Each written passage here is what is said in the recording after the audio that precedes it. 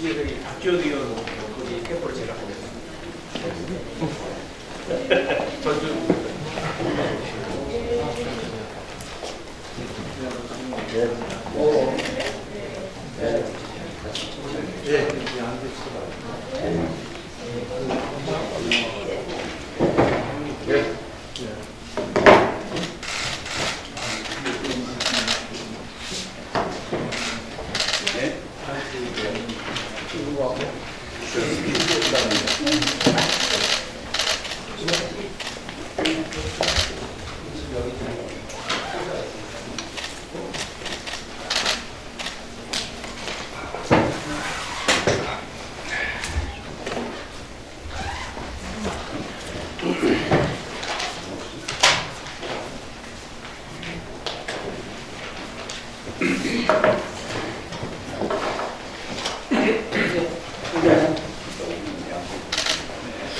그럼 지금부터 157차 최고위원을 시작하겠습니다. 먼저 국민 의례가 있겠습니다. 국민을 향하여 주시기 바랍니다. 기대한 경례.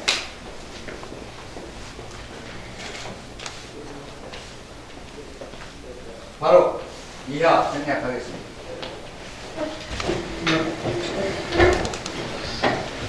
다음은 정동영 대표님의 모두 발언이 있겠습니다.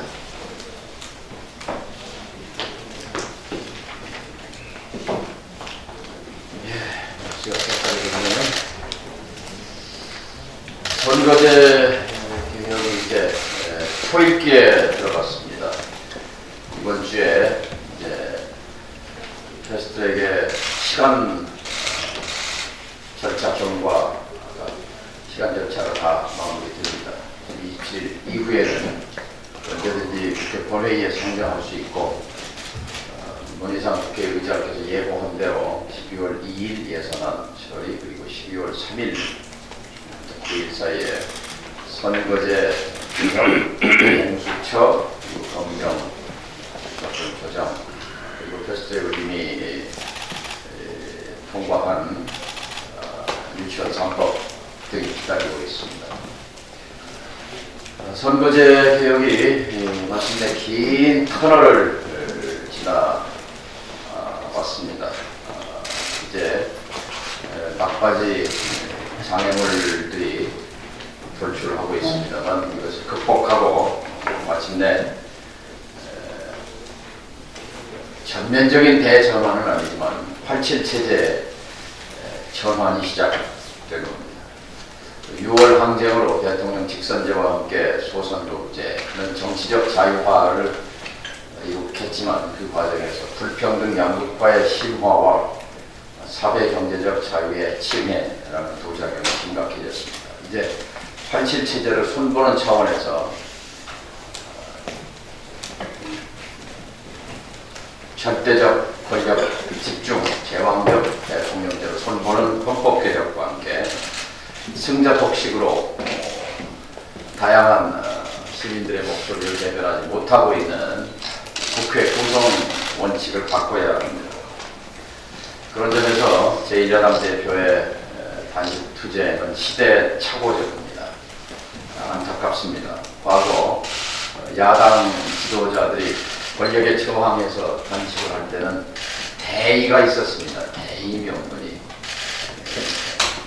국민의 기본권 보장을 위한 인권과 민주화라는 대의에 공모하는 그런 자기희생적 단식 투쟁이었습니다만 지금 제1야당 대표의 단식에 대의 명분을 보이지 않습니다. 자당 이기주의가 있을 뿐입니다. 연동형 비례로 바꾸면 자신들이 독식할 수 있는 의석이 줄어들 수 있다는 자기중심적 이해관계만 있을 뿐 대의 명분은 없습니다. 또 하나 민주당의 개혁 의지 박약에 대해서 지적하고자 합니다. 무엇을 망설이는 것입니까? 서슴없이 대의에 입각해서 개혁에 떨쳐나서야 합니다. 지금 집권 여당의 주류는 민주화 운동에 헌신했던 386 세력이 중심에 있습니다. 감옥에 있을 때, 탄압받을 때 그들이 꿈꿨던 세상은 도래했습니까? 아니지 않습니까? 아직도 도시 빈민이 자살하는 나라, 이런 나라를 그대로 두고 이대로의 정치 체제가 좋다고 생각하는 그런 운동권 출신이 있다면 이미 자격 박탈입니다. 아무랬던 시대에 정치적, 경제적 민주주의를 꿈꿨던 젊은이였다면 다시 한번 초심으로 돌아가서 개혁의 목소리를 내주기 바랍니다.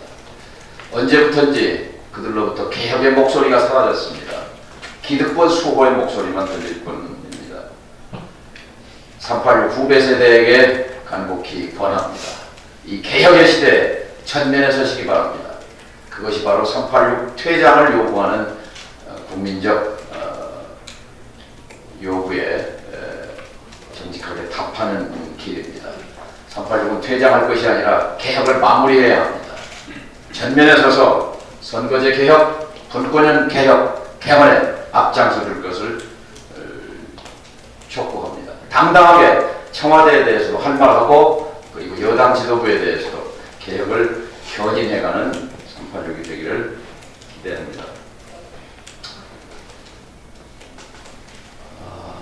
여야의 쓴소리를 했습니다만 과연 지금의 양당 체제, 지금의 민주당, 자유한국당 갖고 21세기 한국의 미래가 열리겠습니까?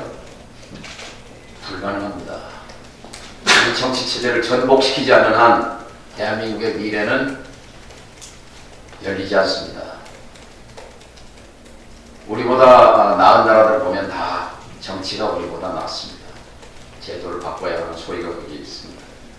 지난 토요일 날 우리 원외 위원장님들이 깃발을 들고 다 참여해 주셔서 국회 앞에서 7당 집회, 원내 5개 정당, 원외 녹색당 그리고 미래당 원외 정당까지 7당과 그리고 정치개혁 공동행동이 모여서 2천여 명의 대어로 선거제 개혁을 촉구하는 집회가 있고 지금 정치개혁 공동행동의 공동대표인 하승수 변호사가 국회 정문 앞에서 농성을 하고 있는데요.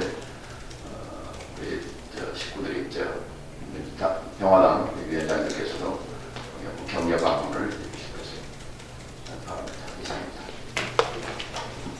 다음은 조배숙 원내 대변인의 보도 발언이 있겠습니다. 네, 11월 이제 마지막 달인 것 같습니다. 지난 22일 청와대는 언제든지 종료할 수 있다는 전제하에서 지소미아 종료를 연기한다고 발표했습고 한일 간 수출 관리 대화가 정상적으로 진행되는 동안 일본을 상대로 한 WTO 제소도 중단한다고 발표했습니다. 이 발표를 두고 대부분 언론은 외교적 패배라고 판정하지만 청와대는 문재인 대통령의 원칙과 포용의 외교적 승리라고 찬찬하고 있습니다. 저는 처음부터 지소미아 폐기로 미국이 일본을 압박하도록 만드는 것은 어렵다고 주장했습니다. 그러나 지금 이제 평가를 놓고 왈가왈부할 때가 아니기 때문에 말을 아끼겠습니다. 지금 중요한 것은 앞으로 우리가 어떻게 대처해야 외교적 승리를 가져올 것인가 하는 부분입니다. 당장 일본 아베 총리는 우리는 아무것도 양보하지 않았다고 했으며 일본 언론은 퍼펙트 게임이라는 용어까지 구사하면서 외교적 승리라고 선전하고 있습니다. 어제 정우영 국가안보실장은 이번 조치에 대한 일본 언론들의 평가에 대해서 견광부회라고 비판하고 한국 측이 지소미아 연장하고 WTO 제소 절차 철회 의사를 밝혀서 일본이 응했다는 식으로 보도하고 있는 일본 언론에 대해서 유감을 표명했습니다. 정 실장은 일본 경제산업성이 합의 내용을 왜곡하고 부풀려서 발표했다고 주장했습니다. 구체적으로 일본은 우리가 사전에 WTO 제소 절차 중단을 통보해서 협의가 시작됐다고 했지만 우리 측이 지소미아 종료를 통보한 다음에야 일본 측이 우리와 협의하자고 제의해왔고 그때부터 협의가 진행됐다고 얘기했습니다. 정 실장은 일본이 신의성실 원칙을 위반한 것에 대해서 외교적 경고와 어제 한일 외교장관 회의를 통해서 강력 항의했고 일본 측은 경산성에서 부풀린 내용을 발표한 것에 대해서 사과했다고 말했습니다. 그런데 이에 대해서도 요미우리 신문은 일본 경산성에서 사과를 받았다는 정 실장의 발언에 대해 일본 정부가 부인했다고 보도했습니다. 지금 한일 간에 벌어지고 있는 다툼은 단순히 말싸움이 아닙니다. 이후 협상의 주도권을 놓고 벌이는 명분 싸움입니다. 우리가 지소미아 종료 유예를 알리고 일본이 협상을 걸어왔다면 협상의 주도권은 우리가 갖게 될 것입니다. 그러나 만약 우리가 WTO 제소 중단을 알리고 일본이 협상에 응한 것이라고 하면 일본은 수출 규제에 대응하는 우리나라의 명분이 약하다고 대내외적으로 선전할 것입니다. 지금 일본이 그렇게 움직이고 있습니다. 외교전에서 명분 싸움은 반드시 이겨야 하는 전쟁입니다. 지금 정부는 신의성실 원칙에 어긋나지 않는 한 명분전에서 이기기 위해 모든 수단을 아끼지 않아야 합니다. 그래야 강제징용 대법원 판결의 취지를 지키고 부당한 일본의 경제 보복을 전 세계에 알릴 수 있습니다. 이와 함께 참고할 내용이 하나 있습니다. 작년 10월 26일 일본 아베 총리는 7년 만에 중국을 공식 방문해서 시진핑 주석에게 1대1로는 잠재력 있는 구상으로 일본이 제3국 시장 공동 개척을 포함한 광범위한 영역에서 중국과 협력을 강화하기를 희망한다고 말했습니다. 작년 10월은 2차 북미 정상회담 일정이 논의되고 국내적으로는 김정은 위원장의 서울 답방이 기대되는 시기였습니다. 이때 아베 총리는 중국에서 트럼프 정부의 인도태평양 전략에 정면으로 배치되는 1대1로에 협력한다고 발표한 것입니다. 당시 일본 외교의 목표는 변동하는 아시아 외교 무대에서 목소리를 내는 것이었습니다. 우리에게는 북핵 문제 해결과 한반도 평화가 가장 중요한 외교적 목표입니다. 이 목표를 위해서 우리는 일본의 외교 전략을 참고할 필요가 있습니다. 명분 싸움에서 이기고 한반도 평화를 위해서 광폭 행보를 펼쳐야 할 때입니다. 이상입니다. 다음은 김종구 최고위원님의 보도가 되겠습니다. 최근 정부가 부동산 보유세 인상과 관련해서 관심을 갖고 있는 것 같습니다. 보유세가 인상된다면 젊은 사람들이 직장만 하기가 더욱더 어려워질 것이라고 생각합니다. 1가구 1주택 소유 제한이 필요합니다. 아파트 가격이 평당 1억 원이 넘고 강남 사구와 마용성이라는 용어가 등장하는 문재인 정부의 부동산 정책은 실패했습니다. 대한민국 미래세대 및 800만 무주택 가구에 내 집 마련이라는 행복 추구할 권리를 기성세대와 투기세력이 빼앗아버린 현 상황에서 부동산 억제 정책은 필요성이 없음을 시장이 증명하고 있습니다. 미래세대의 부채를 줄여주고 삶의 가치를 위해 1가구 1주택 이상 소유 금지를 제한합니다. 2019년 11월 19일 통계청 발표한 주택 소유 결과에 따르면 전체 가구 수는 1,997만 9천 가구이고 주택 소유 가구는 1,123만 3천 가구인데 56.23%입니다. 무주택 가구는 874만 5천 가구로 43.77%가 집이 없습니다. 전체 주택 1,763만 3천 호 중 1주택 소유 가구는 46.23%인 815만 2천 호를 소유하고 있고 다주택자들이 948만 호를 소유하고 있습니다. 1가구 1주택 소유 제한 시 대한민국 전체 가구가 주택을 소유할 수 있습니다. 전체 주택 1,763만 3천 호 중 1주택 보유수는 46.23%, 2주택 보유수는 25.10%, 3주택 보유수는 9.66%, 4주택 보유수가 3.43%, 5주택 이상 보유수가 15.87%입니다. 가구화인 소유자 기준으로 살펴보면 5주택 이상 소유한 사람이 11만 7,179명이고 보유한 주택은 123만 7,373호나 됩니다. 2017년 대비 주택 51만 호 증가했지만 그중 주택 소유가 주택을 소유한 자가 23만 가구이고 나머지 27만 가구는 다주택자들이 줍줍이가 되었습니다. 여기서 줍줍이라는 얘기는 부동산을 주어 담기를 하는 용어로서 최근에 언어로 사용되고 있습니다. 30만 호 건설한다고 하지만 줍줍이 대상이 명백합니다. 사유제한 침해라고 할 수도 있겠지만은 사유재산권이 국민 행복 추구권을 앞서지는 못할 것입니다. 기성세대와 기업은 주택을 통한 부의 축적과 부의 대물림을 해왔습니다.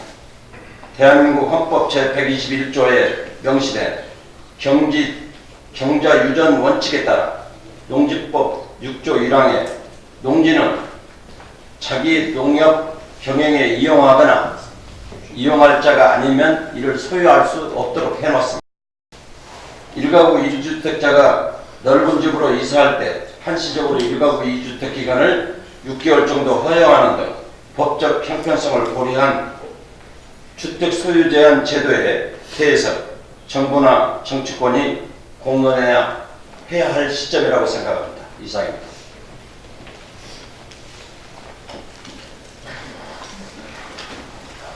다음은 김종배 최고위원의 모두가 되겠습니다. 모두는 모두 마치고 비공개로 전환하겠습니다.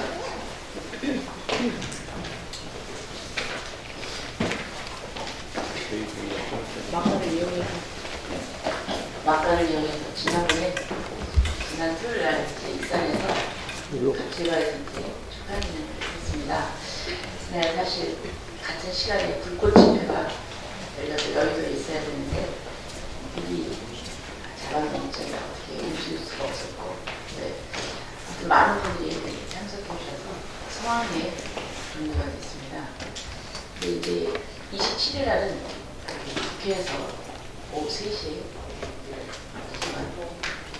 국회 도서관 지하 1층 강당에서 합니다.